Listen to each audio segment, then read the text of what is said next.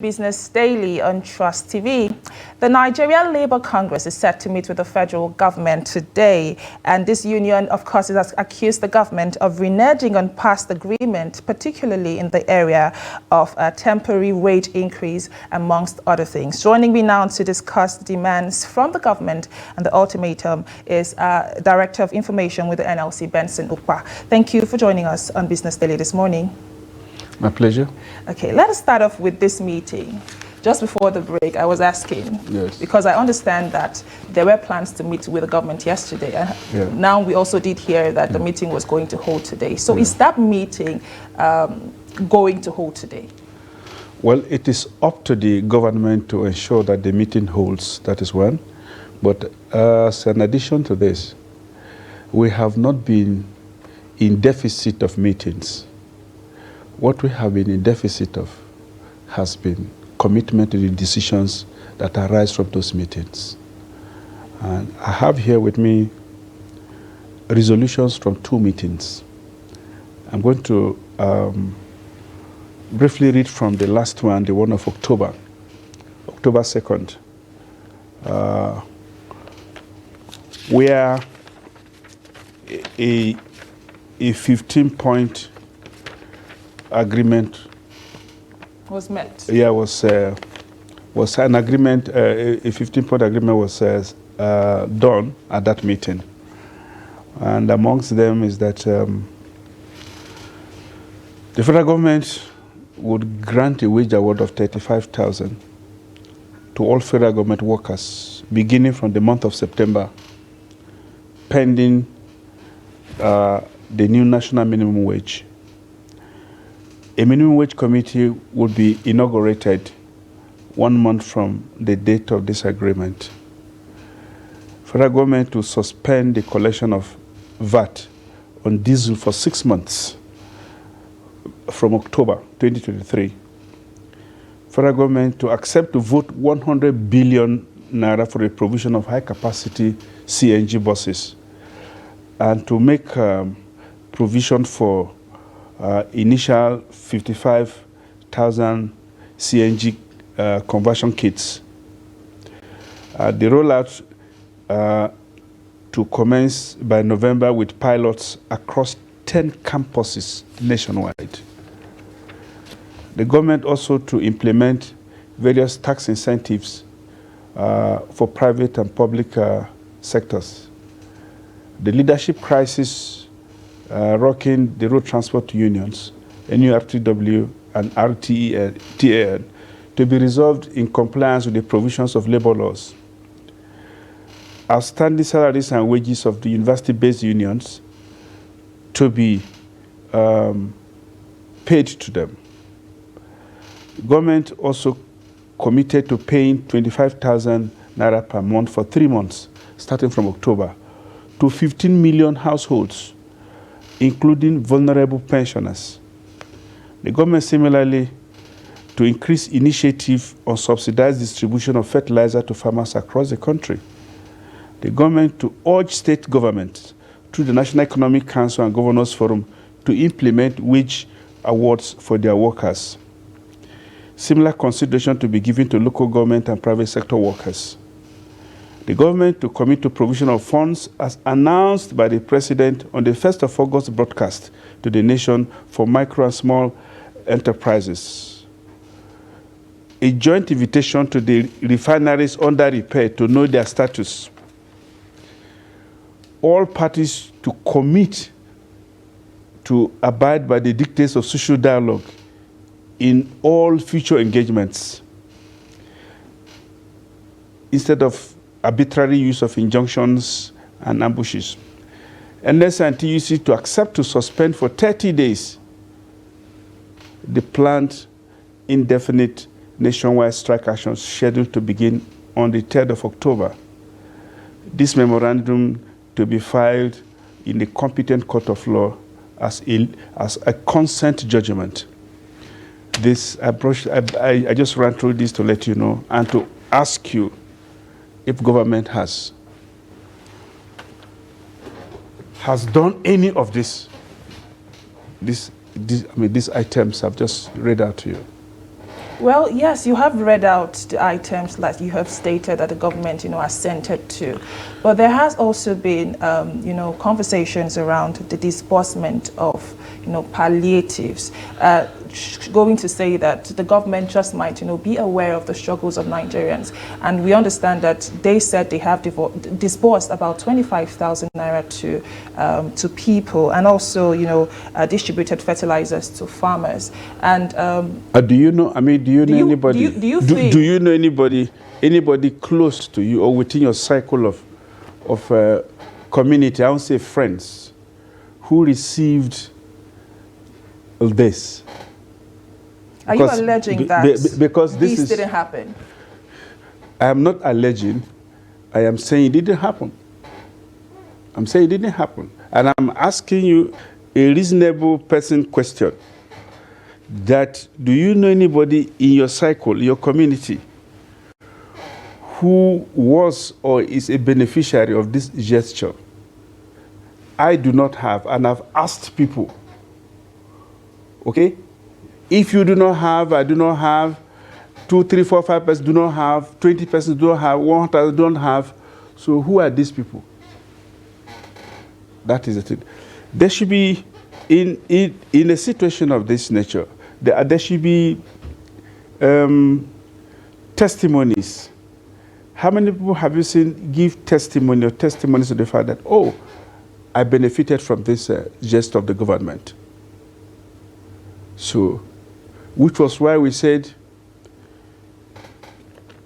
include pensioners, vulnerable pensioners. You know, you have some pensioners who are still receiving 5,000, 10,000. When you include them, at least that is verifiable enough. If they get, at least somebody will say, because pensioners are our members. The Pensioners Union is affiliated to the Nigerian Labour Congress. No one has come out to say, we got this. But this is just one item out of 15. Okay, let's speak particularly CNG, because let us pick the ones that could be easily verifiable. Verified. Yes. So, CNG. How many CNG buses have you seen? Meanwhile, the cost has been climbing, the cost of living, the cost of transportation. I feel my car now, the next 2-3 days, is gone.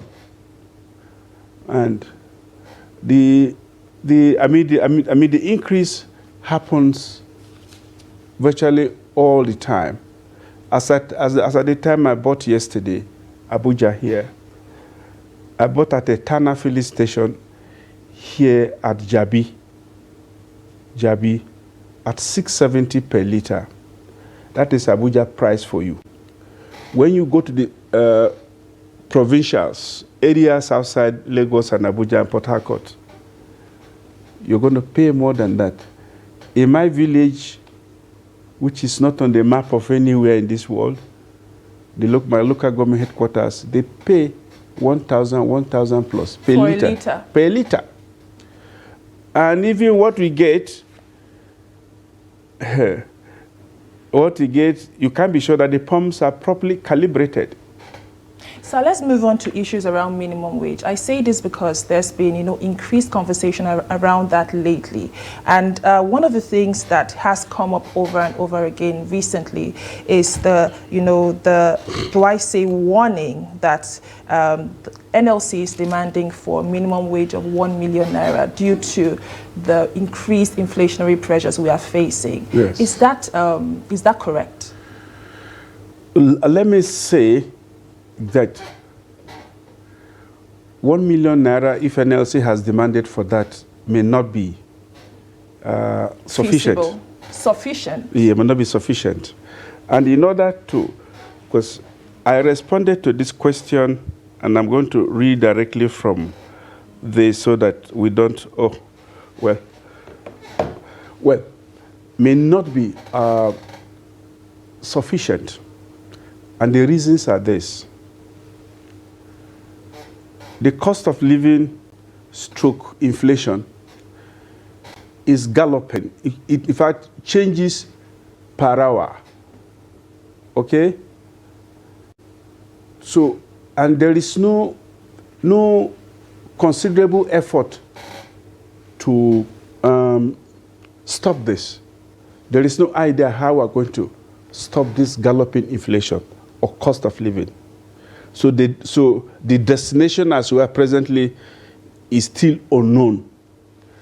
This is compounded by the vicious and unthoughtful and thoughtless demand of the World Bank that Nigeria, the government of Nigeria, should further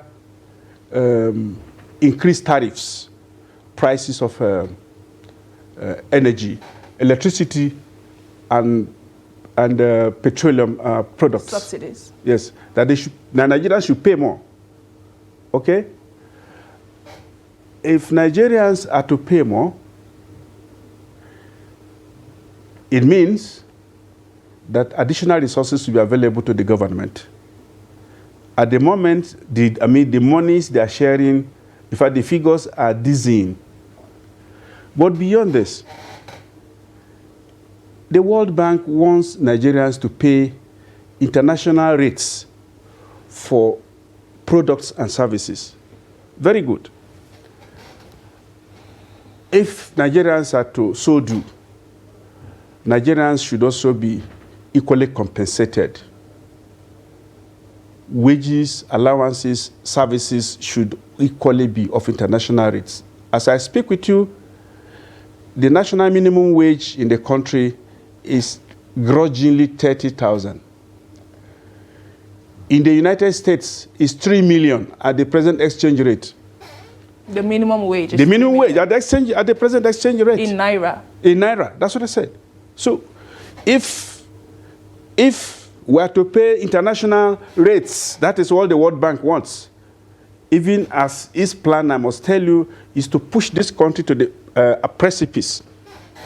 So, they are leaning hard on our leaders to further increase tariff prices. And this holds their consequences for our country. So we will be in a comfortable position to demand that, yes, pay us $1 million, and that is just being kind. But look at it this way. From the economic point of view, or economic management point of view, usually what we do in the country here is that when oil receipts are low, when earnings in oil are low, government does some tinkering with the local naira. They devalue it so that they can have enough cash to settle local bills and things like that. When oil prices are good at the international crude market, government doesn't need to do that. But the situation we have now is a funny one. Oil prices are good at the international crude market, yet we have had a situation of massive devaluation of the currency back home. So government is earning big money here, earning big money here. And proof of this is the fact that look at what they're sharing at the FAC. So much money, yet so much poverty. That will not be acceptable to us. Okay, just before we go, unfortunately our time is fast spent, but I'd like for you to table your top 3 demands, because like you have listed about 15 very important demands. I agree with you that yes, all of those are, very pressing issues. Yes. However, if you had a meeting with the federal government this minute, what would be your top 3 demands? These demands, however you want to compress them to 3, what will be our demands will be.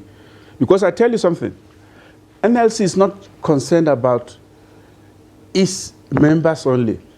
The average, our parents back home, our sisters, our children, there is a cost attached to each and every one of them when policy decisions are bad and when they're horribly implemented.